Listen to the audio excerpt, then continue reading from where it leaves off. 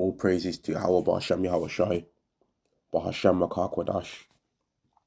Double honors to the apostles and elders of Great Millstone, and Shalom to the elected nation of Israel. This is going to be a lesson on how the Hebrew Israelites doctrine, right, the true doctrine of the Bible in general, right, which is the true doctrine of the Bible, all right, the doctrine that the Hebrew Israelites teach is the true way that the Bible is supposed to be understood, man, right? That doctrine causes for these Christians to lie, all right? Christianity is forced to lie when they hear the true doctrine of the Bible, man, because they can't hear about the curses of Deuteronomy, the 28th chapter. They can't hear about the old covenant and the new covenant, and then it fits into their doctrine. They can't hear about how the Bible speaks about how people are going to be going into captivity for putting the Israelites in captivity. They can't hear all of these things and then still tell the truth, man. For example, when you say to a Christian, who is the laws of God given to? Sometimes some Christians will say it was given to everybody, right? And then some other times you'll hear them say the truth, that it was given to the Israelites, right? But then if you say to them, who is the old covenant given to? They'll pretty much 100%, all of them will say it was only given to the Israelites. But the old covenant was the laws, right? But then at the same time as them saying that the old covenant was given to the Israelites, or then some of them will change up and lie and say that the old covenant was given to everyone, right? Well, then how comes they never kept the laws then? How comes in parts of the laws that was written to us, it says unto us, we should follow these ways that we've been given and don't follow the things that we're being told not to do, because the things that we're being told not to do within the law are the things that you heathen nations naturally did, right? An example of that is in Leviticus, which I'll show in a minute. In fact, Exodus chapter 24 and verse 4, and Moses wrote all the words of Yahweh and rose up early in the morning and builded an altar under the hill and 12 pillars according to the 12 tribes of Israel. And he sent young men of the children of Israel, which offered burnt offerings and sacrificed peace offerings of oxen unto Yahweh. And Moses took half of the blood and put it in basins, and half of the blood he sprinkled on the altar. And he took the book of the covenant and read in the audience of the people. And they said, all that Yahweh have said we will do, and be obedient. And Moses took the blood and sprinkled it on the people and said, behold, the blood of the covenant which Yahweh have made with you concerning all these words, right? That's clearly the covenant being sealed, right, by blood between the Israelites and Yahweh. No other nation was this done for, man, right? The 12 pillars was made there according to the 12 tribes of Israel. If it would have been according to every single people on earth, there would have had to be way more than 12 pillars. But when you're a Christian, right, and you hear these things, you have to lie. And I've heard the ways, and I've heard the reasons why some of you Christians have lied before, man. When I used to go up to you Christians in the street and ask you questions on the Bible, man, right? And say, you know that, and I'd say things like, you know that the salvation's only for the Israelites, right? And then you Christians would say stuff like, you'd say stuff like when you ask one of these bugged out Jehovah's Witnesses or something like that that's out there, man, they'll say stuff like, oh, well, if salvation's only for Israelites, then what does that mean for you then? You see? But that's them saying that when they don't understand that you're an Israelite. So that's basically what Dave did. All these Christians have did you with the Bible, man. They've known that it's not for them when they read it, right? But instead of just accepting that that's the truth of the Bible, they can't handle that. So they've made a fake doctrine that makes salvation be for everybody, because they'd rather nobody get salvation than the Israelites only get salvation because they know that they are not Israelites. Now, let me show the point I was trying to make earlier about how within the law, the Israelites get told, don't follow after these customs because that's the things that the heathens do, right? Here we go. Leviticus chapter 20 and verse 22. Ye shall therefore keep all my statutes and all my judgments and do them, that the land whither I bring you to dwell therein, spew you not out. And ye shall not walk in the manners of the nations which I cast out before you, for they committed all these things, and therefore I abhorred them. Exactly, right? And that's talking about the Canaanites in particular, but all these other all of our laws, the things that we're forbidden to do, are the things that you other nations naturally are into, man. For example, Leviticus 20 and 13, you Edomites are just naturally about that alphabet lifestyle. That's just your natural way, man. That's just natural to you, right? And that's why if you look at the ritualistic ways of the Greek Empire and the Roman Empire, which is you people, you Idumeans, right? You'll see that the things that they was heavily into was that alphabet stuff, man. You'll see. But that's not the natural ways of what we are, man. That's not natural for us to be like that. That's natural for you lot to be like that, though. Especially especially him. Let's get another thing where Christianity is forced to lie. Right, here's a big one. This is Revelation chapter 1 and verse 13. And in the midst of the 7 candlesticks, one like unto the Son of Man, clothed with a garment down to the foot, and girt about the paps with a golden girdle. His head and his hairs were white like wool, as white as snow, and his eyes was a flame of fire. Now you don't see them try and make the Messiah have hair that's white like wool. And you definitely don't see them do it according to this next scripture I'm about to read.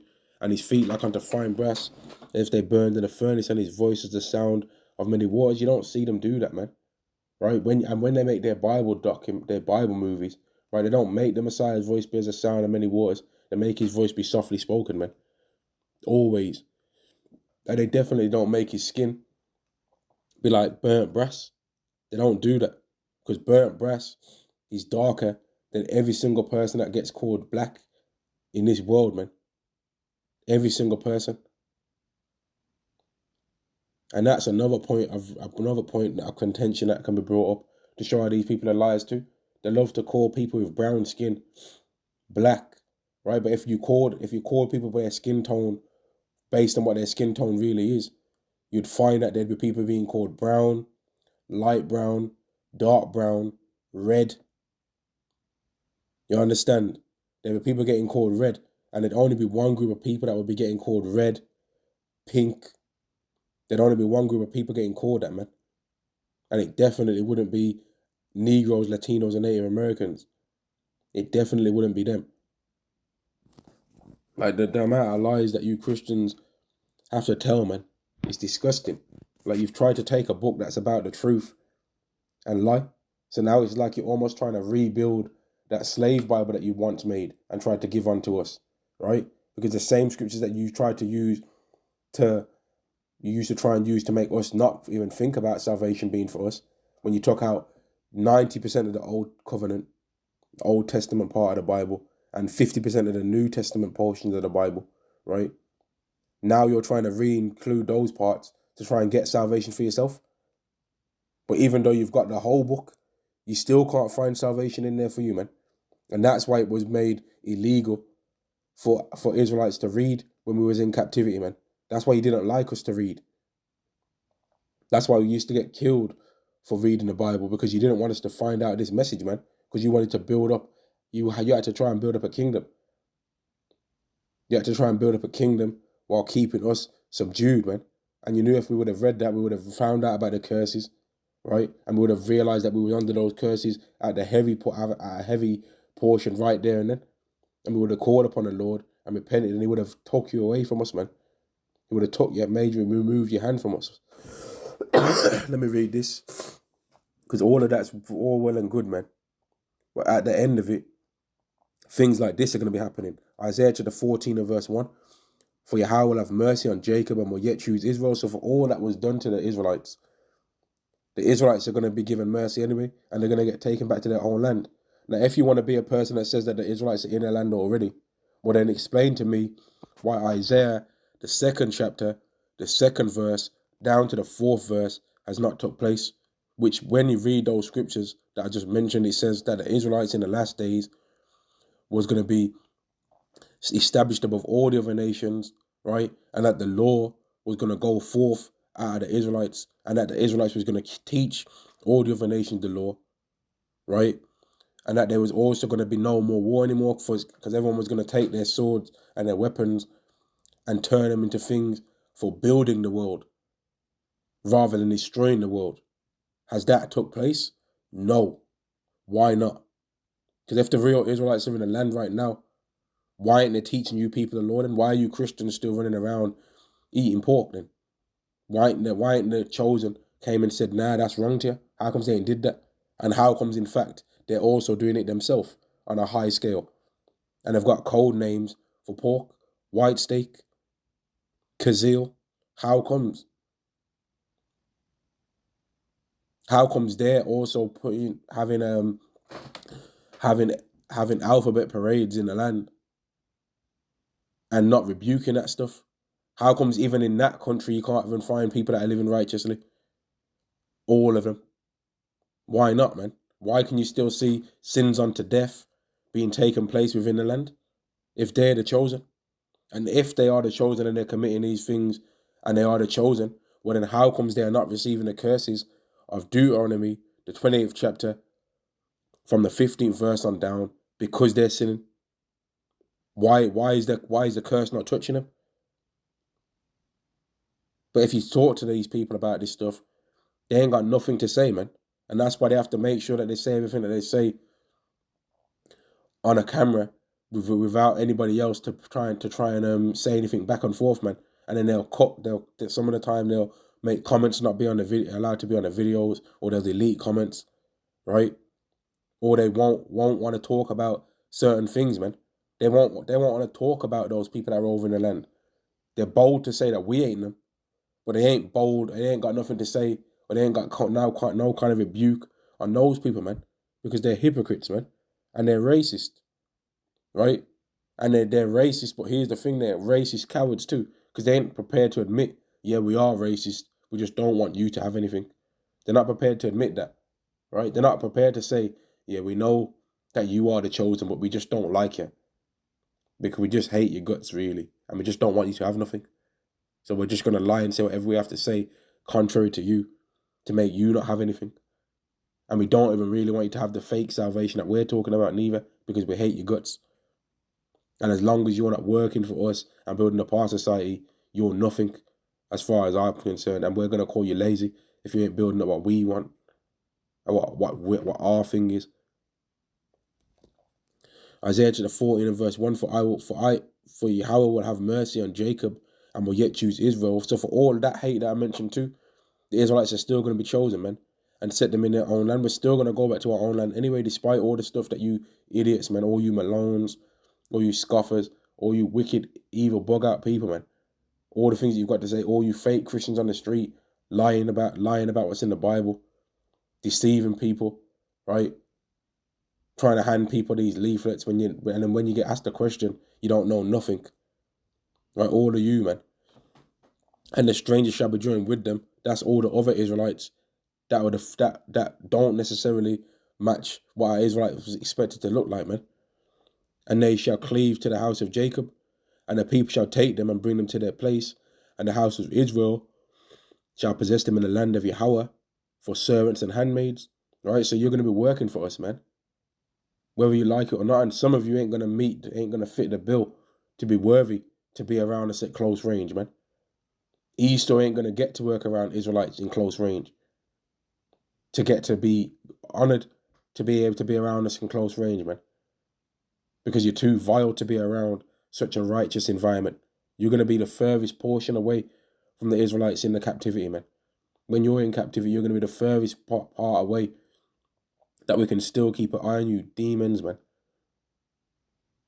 And this might hurt your feelings. You might say, oh, it's racist and all of that. But you've actually did this. You've actually did this for real. So how much more are you then? And if we ask you questions like this, are your forefathers that did this captivity to our forefathers, are they burning in hell? According to what you believe in? That hell that you believe that you go to, are your forefathers burning in hell? And if they're burning in hell, according to what you say, that's hell, which we don't believe in that. But if they're burning in hell, then why aren't you going to be next to them burning in that same hell, right? When you stood by and haven't fixed what they wronged, why aren't you going to be going in hell, that same hell that you claim to believe in, which you don't believe in really? But why wouldn't you be going into that same hell? And if they really believe that you go to somewhere and burn in hell forever, why didn't they have fear to do what they did then?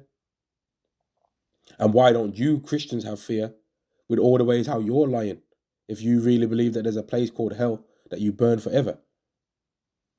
Why aren't you scared to lie about the scriptures then, man?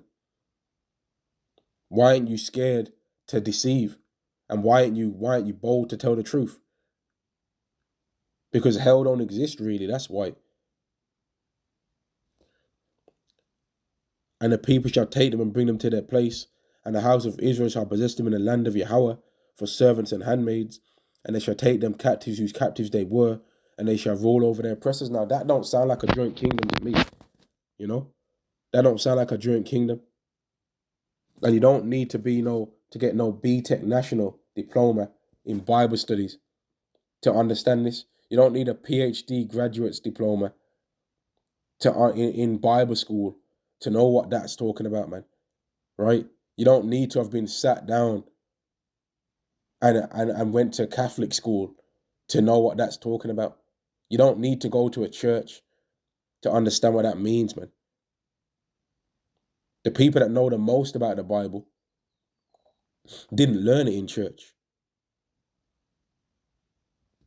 So how about that for talking? Daniel chapter 7 and verse 27.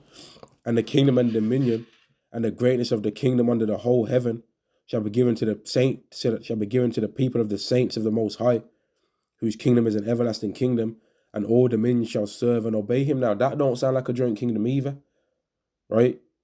That don't sound like a joint kingdom either. And all dominions shall serve and obey him. That don't sound like a joint kingdom. That sounds split between the saints and everybody else.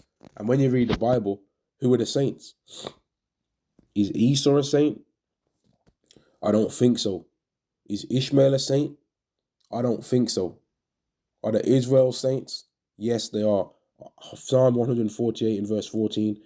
He also exalteth the horn of his people, the praise of all his saints, even of the children of Israel, a people near unto him. Praise ye Yahweh. So these Christians can say whatever they want to say. They can say, oh, we swear too much. They can say, oh, we're rude. They can say we're misogynists. They can say whatever they want to say, man. They can say, oh, it's racist, right? Well, answer this, right? Is this racist? Is this racist, right? Deuteronomy chapter 28 and verse 1, and it shall come to pass, if thou shalt hearken diligently unto the voice of Yahweh thy power, to observe and to do all his commandments which are commanded this day, that Yahweh thy power will set thee on high above all nations of the earth. Is that racist? That Yahweh said if the Israelites keep the laws, that they're going to be set above every single nation on the earth. Is that racist? Is it racist that before the Israelites even existed, that there was promised a land? Is that racist? And that they was also going to get that land by taking another group of people down and removing them out of that land? Is that racist? Or is that okay? Is this racist? Right? Genesis chapter 15 and verse 13. And he said unto Abram, know of a surety that thy seed shall be a stranger in a land that is not theirs, and shall serve them, and they shall afflict them 400 years. And also that nation whom they shall serve will I judge, and after they will come out with great substance. Is that racist? That Yahweh said that the Israelites are going to destroy a nation, that he's going to judge a nation. Is that racist? Right? Is that racist, man? Is it racist when the Israelites went into the land of Canaan and removed the old inhabitants? Is that racist? Or do you want to just say that racist is us saying that you can't have salvation? Is that the only thing that you want to call racist? And some of you Christians think that you're not racist because you don't say the so-called N-word. That's not what makes you racist. The thing that makes you racist is that you're always out to try and deceive and trying to stop us from having anything because you know who we are. That's what makes you racist. So there might be an Israelite that comes from West Africa, right? And he's changing his name on the CV because he knows how you devils get down, man, and he knows that you're gonna know that he's an Israelite when he applies for the job, right? So he'll be like, you know what, let me change my name on that CV, man. Right? Let me change my name up on that CV to increase my chances of getting a job. Or you might say that we ain't economically viable for a loan because of our nationality, right? Or you might pull us over when we're driving a nice car and ask us what we do for a living, or assume that we couldn't have got that car by legal means. That's racist. And the worst racism that you did to us was that you stole our nationality and put it onto yourself, right? But the world only wants to talk about the so-called N-word, though. That's not what makes it racist. That's not what makes it hateful. It's the whole multitude of everything that you've did to us, man. The whole thing. The whole thing, man. Now, is this racist? Since people always want to run their mouths, is this racist here? Psalms 83 and verse 2. For lo, thine enemies make a tumult, and they that hate thee have lifted up their head. They have taken crafty counsel against thy people, and consulted against thy hidden ones. They have said, come and let us cut them off from being a nation, that the name of Israel may be no more in remembrance. Is that racism? That all these other nations teamed up against the Israelites so that their nationality and what they are can be cut off from being remembered under heaven, which failed, by the way, because we know who we are. But would that be considered as racism?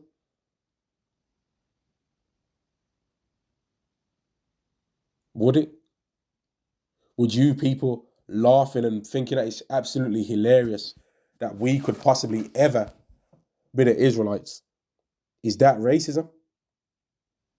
That you think it's actually hilarious that we could ever possibly be the chosen people?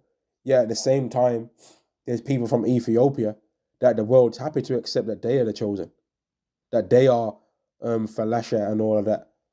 They're happy to accept that they could be. But when it comes to us, for some reason,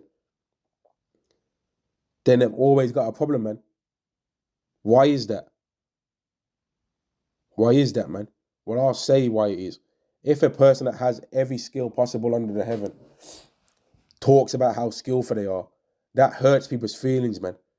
But if somebody with a disability or somebody that's not the most attractive person in the world says that they are, right, then the world sees it as, well, they're trying to just increase their confidence. But when somebody that really does have the abilities and the skills to do things talks about how they have the abilities and the skills to do things, that really hurts everybody's feelings, man, because it's the truth. It's true. And it makes everybody realize, man, that's true. And that means I ain't got nothing, man. And I think I've made enough points, man. I'm going to end the lesson there, man. And hopefully I got the message across, man, that you Christians just have to lie. Since this doctrine has came out, you Christians have continually been shown to be lying, man. You've continually been shown to be liars and to be lying. And then you're getting surprised that people don't want to go to the church no more. All praises to Yahweh, Ba'Hashem Yahweh Shai, Ba'Hashem Makar Kodash. Double honors to the apostles and the elders of Great Millstone, and Shalom to the elected nation of Israel. Shalom.